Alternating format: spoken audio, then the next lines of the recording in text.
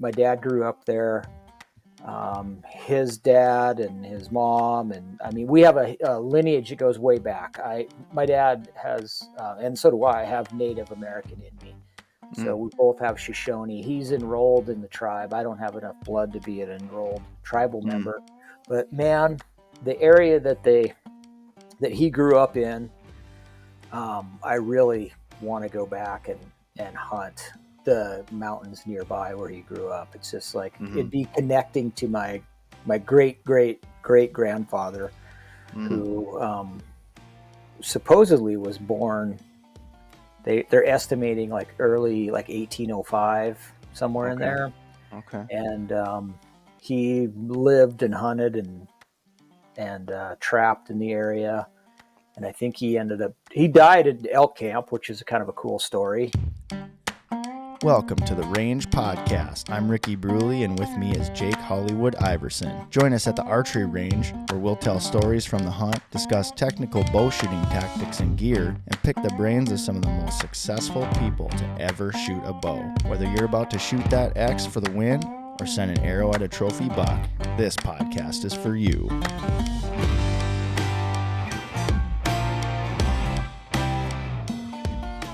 The Range Podcast is brought to you by Vapor Trail Archery, makers of the best bowstrings money can buy, originators of limb-driven arrow rest technology, and innovators of Stokerized stabilizer systems.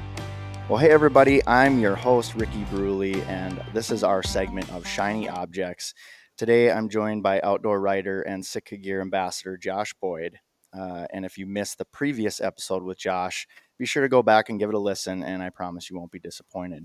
So, Mr. Josh Boyd, what is your current shiny object? Oh, so I've got a couple. One is so on the hunting side of things, well, sheep. I have 23 bonus points in Montana for bighorn sheep. So it's like every year I apply and I just like, come on, this is it. Yep. This is the year. I'm going to draw, but there's a lot of other people with the same amount of points. So, yeah. I think right now my shiny object is the applications I have sitting out there right now. Okay. Yeah. I haven't applied for sheep yet, but it's a guarantee. But I have an application into Wyoming for elk, and I've hunted Wyoming there a couple years ago. I think it was in 2019. Had a great hunt. Had like tons of close calls. Me and two other friends, and we should have killed 3 bulls. We ended up killing 1. But there's an area that I really want to hunt. So my father's side of my family is from Wyoming. My dad grew up there. His dad and his mom, and I mean, we have a lineage that goes way back. My dad has, and so do I, have Native American in me. So we both have Shoshone. He's enrolled in the tribe. I don't have enough blood to be an enrolled tribal member. But man, the area that he grew up in, I really want to go back and hunt the mountains nearby where he grew up. It's just like it'd be connecting to my great grandfather, who supposedly was born. They're estimating like early 1805, somewhere in there. Okay. And he lived and hunted and trapped in the area. And I think he died at elk camp, which is kind of a cool story. He died at like the age of 105, I think. Oh, wow. Out elk hunting. Yeah. Apparently he was out elk hunting for the day, came back to the wall tent and said he's going to go take a nap before dinner was ready, and said, come wake me up when it's ready. And he went in and laid on his bedroll and passed away. But yeah, so there's a lot of history, family connections to this mountain range, and I really want to go back and hunt it. That's cool. Yeah. So that's my biggest shiny object in my hunting life right now. That's awesome. Yeah, that's a good one. In my professional life, it's just a big stream restoration project we have coming up. Okay. We have 3 different phases. It's gonna cover 3 different years, so it'll be back to back to back implementations of these. Okay. It's the same river. It's just we're just working further downstream. It'll be piggybacked onto 3 projects we've already completed. We're working with another agency to help monitor and maybe write some scientific publications, some of the findings that come out of the monitoring. Okay. So it's a big project. There's a lot of money. There's a lot of players involved, and it's just it's eating up a lot of time and brain power Yeah, I bet. in my life right now. So, but both of them are exciting. The rebuilding rivers is pretty exciting too. I really enjoy that, and so I focus a lot on that in my day to day job. Yeah, and I can't imagine contending with nature, right? Like nature is just not something that you mess with, right? And I'm sure you can attest with all the times that you spent out in the mountains and all of that. Like you can't fight nature. You have to work. You have to learn how to work with it, right? Oh, absolutely. And I'm curious about the restoration. What is it that's going on with that area that's requiring a restoration? We'll be right back. Hey everybody, Ricky Bruley here, Vapor Trail. We're really excited about some new features that we've just added to the Gen Integrate X limb driver aero rest.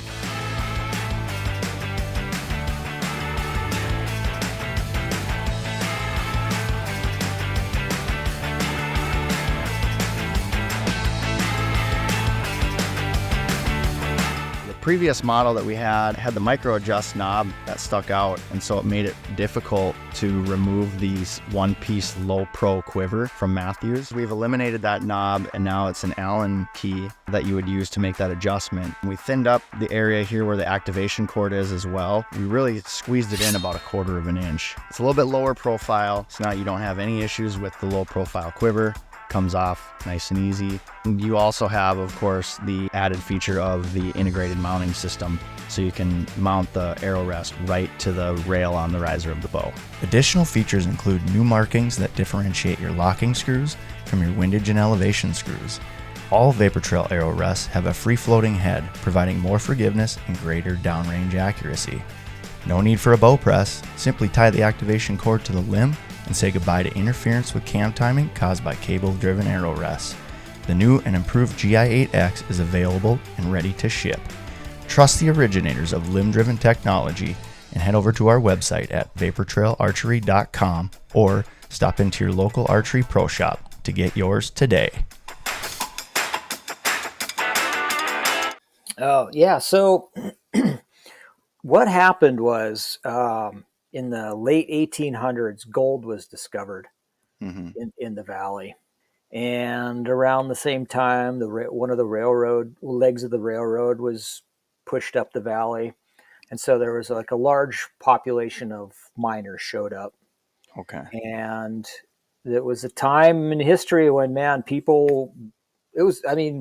were a poor country and people were looking for wealth, and anything to create a job and potentially get rich, they would do it. So, they went into this river valley and they cut all the trees off of the stream banks, off the floodplains, and started rerouting the river to like get at the deposits of sediment so they could mine it. And then they would wash away the hillsides and run it through sluice boxes and recover gold that way. So as soon as you cut, the vegetation out of the floodplain, you're just going to start the process of unraveling the stream bed. So, vegetation holds our stream banks together. Right. And, they would cut any trees out of the channel so they could, get to the stream bed. And, the wood holds water back, creates scour, creates depth, complexity, dissipates energy. And so if they would flush all the wood out to take to a mill or to get milled up. And then they would mine the banks and then wash away the hillsides, which would add more sediment and fill the channel in. Okay. And so when they fill the channel in with sediment, it lacks capacity to hold water. So then it wants to like get out and flood and erode other places. So it just braids and moves around and just it's just we're dealing with legacies of that old mining activity basically. Okay. Okay. That's just wild. You know what I mean? Because, more recently this past year, I've really gotten into, I've read a couple of books on Crazy Horse, and Mm. I can't remember which one. I get some of the stories mixed up, but there was a lot of the Native American disparities were due to the mining, miners coming into their land and causing problems, and then just to think about how that's still impacting everybody today, like right now, you know what I mean? I mean, for you, in one way, it's good, right? Because it's part of your job, so then it helps support your career. But at the same time, right, like it's just amazing to me how our footprint can have such an impact. And like, what are we talking now? We're like 100 years later, and we're trying to restore that. Yeah, yeah, 100, probably 100, 120, 130 I years later. mean, Yeah. geez. So that's just incredible to me, and I guess I'm not surprised, but I'm glad I asked that question because I didn't think about that. But it makes perfect sense, and we're the biggest detriment to our own planet, in many Well, cases.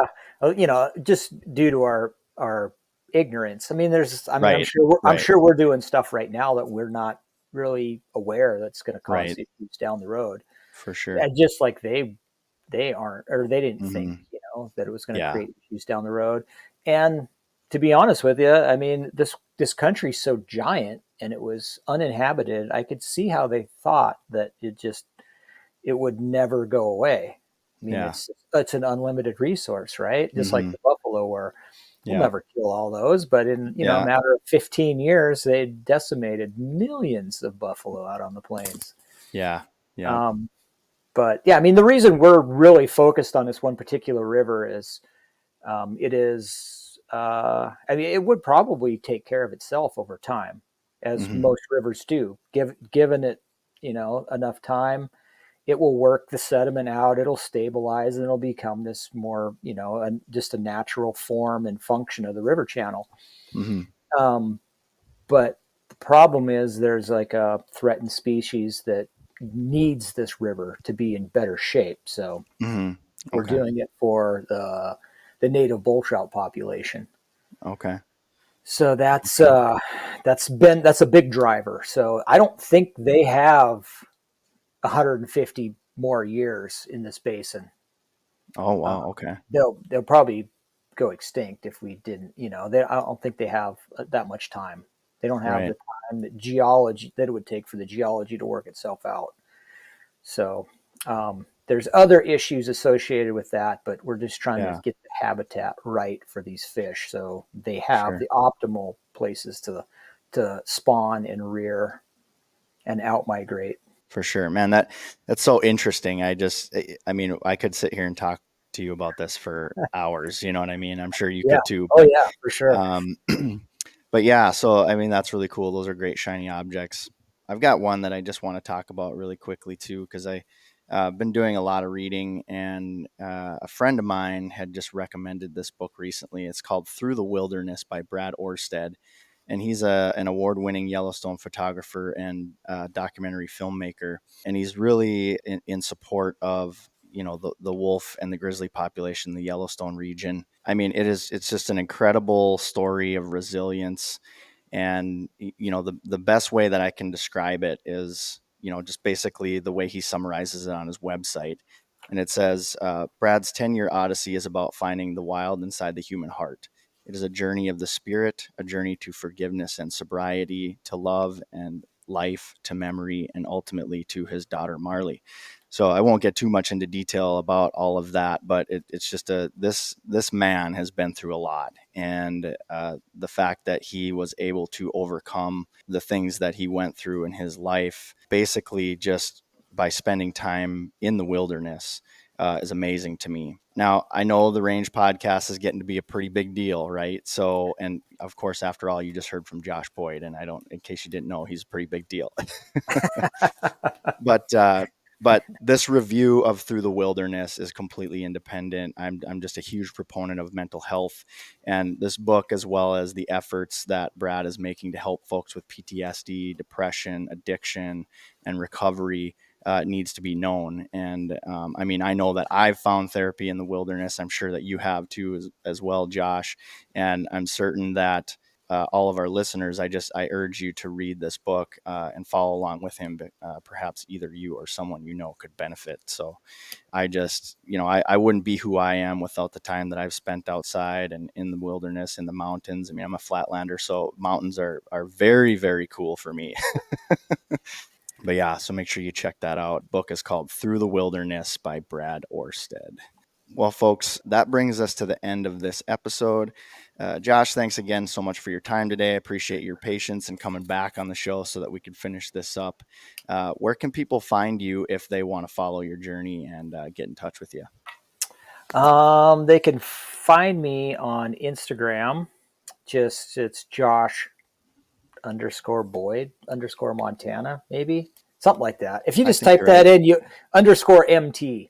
If you type that in, you'll find me. Or you could find me over on Rockslide, which is the website that I do most of the gear reviews for. And my username there is just Josh Boyd.